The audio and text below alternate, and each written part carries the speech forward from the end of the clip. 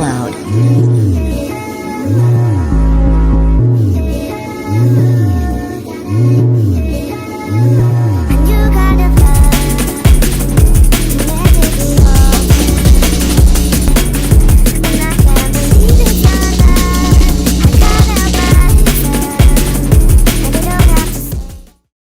Welcome to Cougar TV. And please stand up for the Pledge of Allegiance.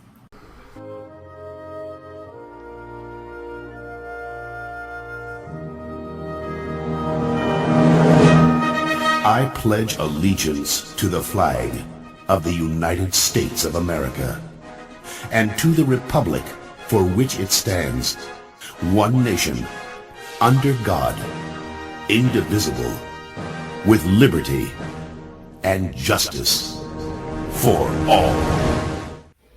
In family news, administration would like to welcome the following individual to the Cougar family. Andrea Herrera is our new ESOL guidance counselor.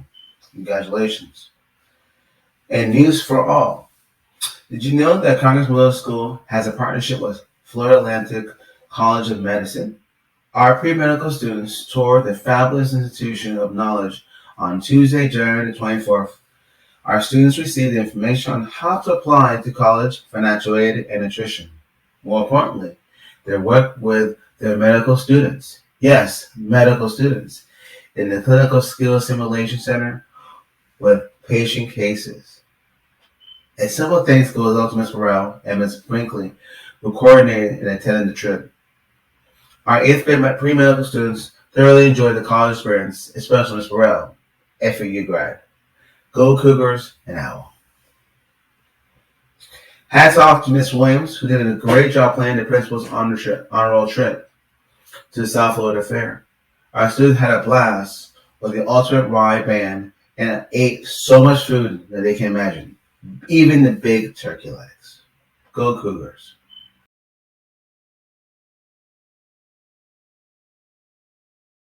Automatic technology is one of the most interesting things happening here at CES, especially in the area of electric cars.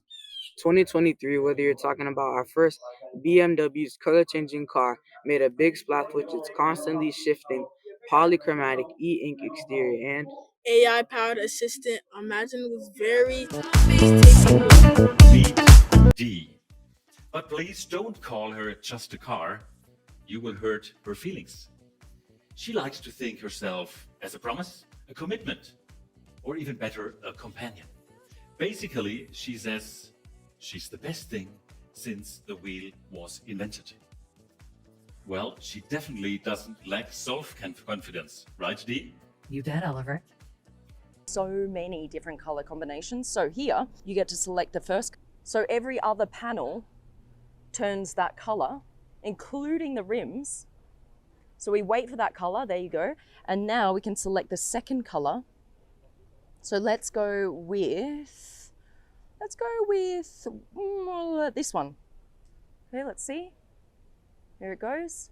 And you see what's happening now is the different voltages are going through those panels until the specific voltage program has been found, and then it comes to the surface.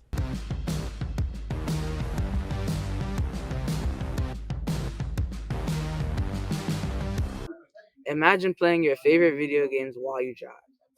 Our second car is made by Renault. It is named the Inception. It is a gorgeous electric concept coupe with an open glass greenhouse surrounding an equally airy cabin. The exterior looks awesome. I think the weirdest thing about this car is the square steering wheel. I hope you all enjoyed this segment as we take a look into the world of cars.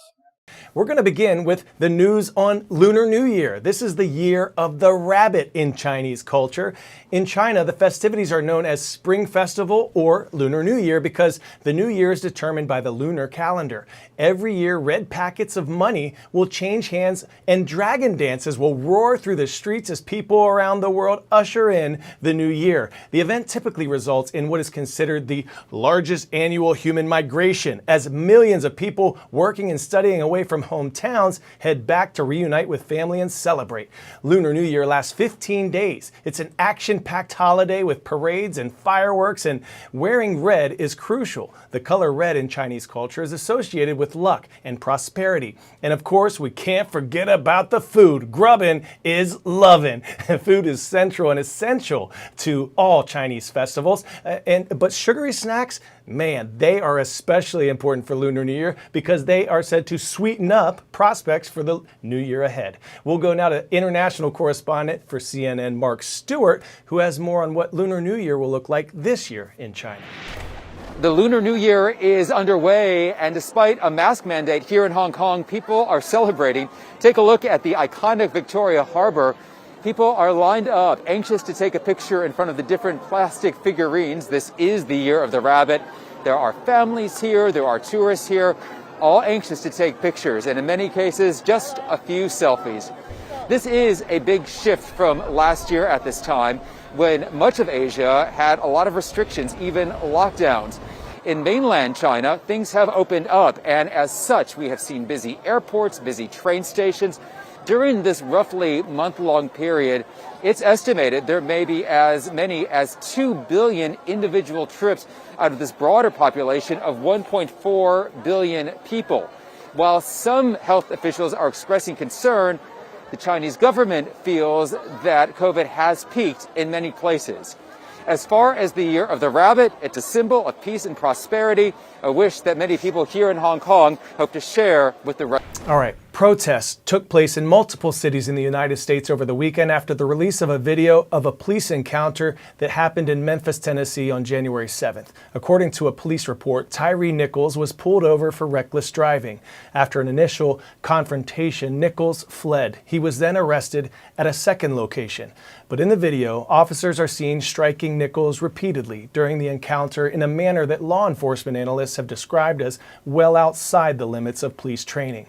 Tyree Nichols died 3 days after the incident.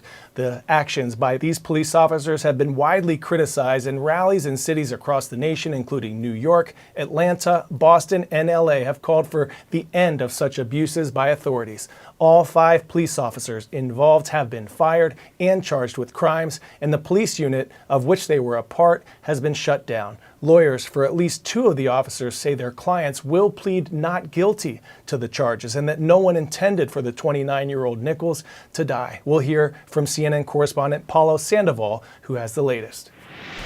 Well, here in the United States, it was another night of demonstrations from coast to coast in the wake of the release of the series of videos showing the beating of Tyree Nichols on Friday night. There was one incident in Times Square where at least 3 arrests were reported, but outside of that, according to authorities, things have remained relatively peaceful. On Saturday night, another group of protesters coming together here in Manhattan, hoping to stand in solidarity with the Nichols family, hoping that their voice makes it to Memphis and beyond. Here's what one of the organizers of Saturday night's event told our affiliate WCBS about why they're coming together here in New York. We are out here to fight and call for justice once again and continuously, because the work did not stop in 2020, it didn't stop in 2021, and it did not stop in 2022. We are still here and we are still fighting until justice is done.